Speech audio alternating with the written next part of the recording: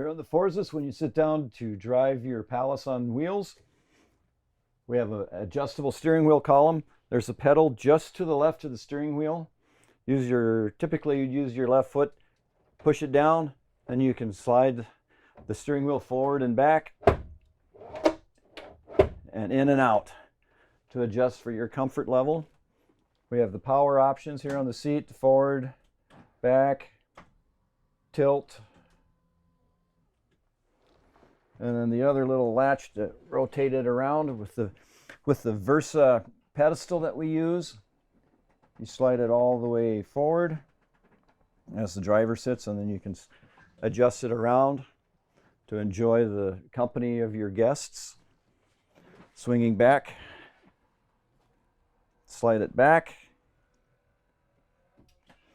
turn around, and it locks into place.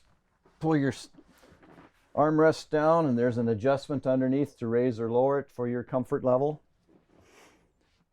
All the switches are here at your grasp with an easy reach.